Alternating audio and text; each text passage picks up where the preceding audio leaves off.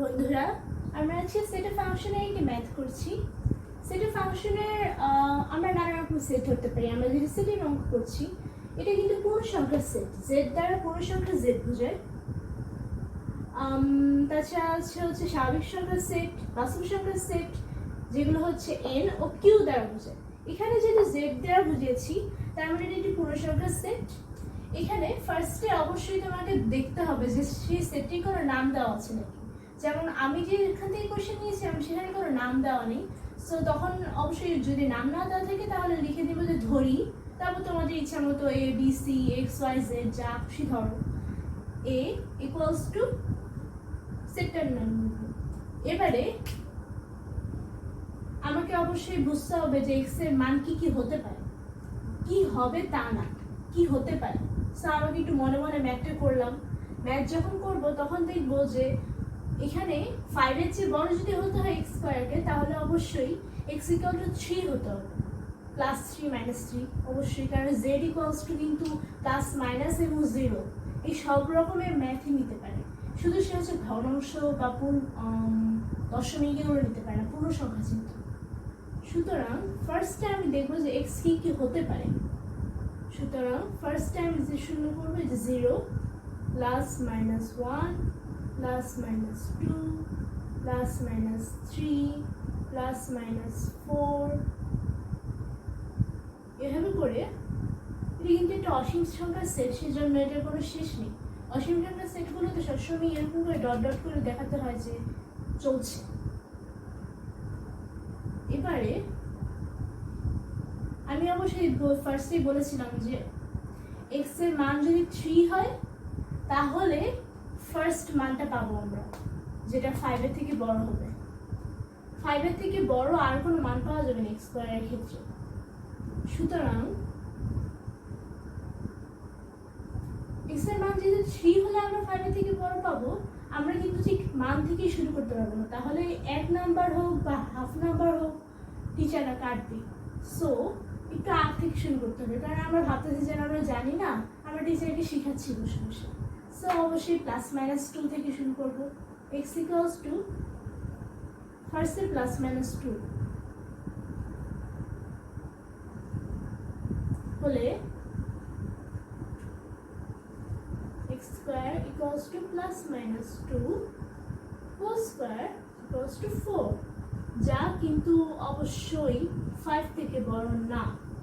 এবার 5 থেকে যেহেতু বড় না, এটাকে আমরা একটা ক্রস দিয়ে দিব, কারণ নর্মালি গ্রেটার দেন কেউ ব্যবহার করে না এখানে যখন বড় না হয়, তখন জাস্ট লেস দেনকে একটা ক্রস দিয়ে দেয়।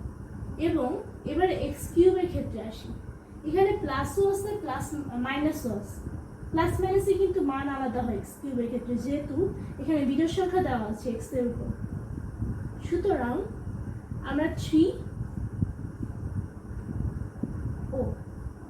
ফার্স্টে আমরা 2 ধরেছি, তার মানে 2 ক্রস টু 8, যা অবশ্যই 36 এর চেয়ে ছোট। আবার এটা মাইনাস 2টা আলাদা করে ধরতে হবে, মাইনাস 8, যা 36 এর চেয়ে ছোট অবশ্যই। এভাবে করে চলতে থাকবে যতক্ষণ না আমরা একটা ফিক্সড মান পাচ্ছি। অবশ্য সব ক্ষেত্রে ফিক্সড মান পাওয়া সম্ভব। X equals to plus minus 3 হলে এক্স স্কোয়ার ইকুয়াল টু, আমরা এখানেও plus minus 3 square equals two 9। এবারে তোমরা যদি জিজ্ঞেস করো যে কেন এক্স স্কোয়ার হিসেবে প্লাস মাইনাস দুইটির একই মান হলো, তোমরা নিশ্চয়ই আগের ক্লাসে পড়েছো যে প্লাস প্লাসে প্লাস, মাইনাসে মাইনাসে প্লাস।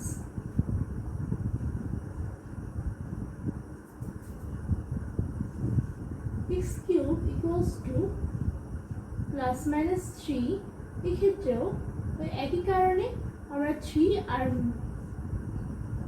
মাইনাস 3 আর প্লাস 3 দুইটা আলাদা আলাদা হিসেবে করবো। 27 minus 3 whole cube equals to minus 27 36।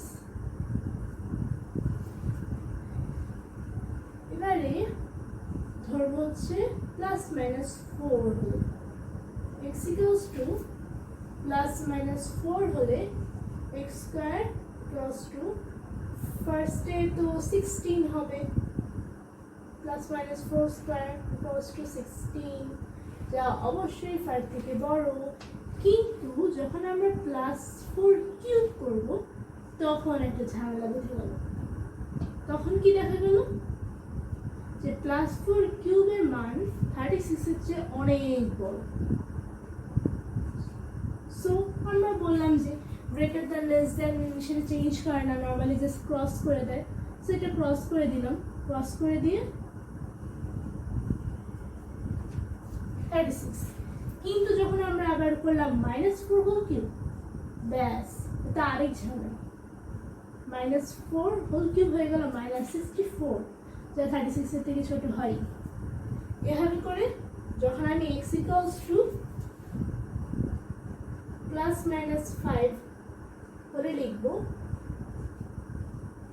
তখন এই ঝামেলা বজায় থাকবে।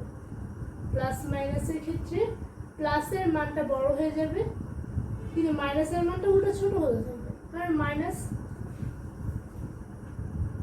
এটা কিন্তু 25 এবং x cube equals to plus 5 whole cube equals to 125 হচ্ছে না, দেখতেই পাচ্ছ। কিন্তু যখন -5 কে হোল কিউব করব তখন দেখো কি হয়, 1 - 125, যা 36 হচ্ছে অনেক অনেক ছোট। সো এভাবে কিন্তু চলতে থাকবে। তার মানে প্লাসটা মিলবে না, কিন্তু মাইনাসটা মিলবে। এখন আমরা কিন্তু জেড দ্বারা ধরেছি যে প্লাস মাইনাস দুইটাই।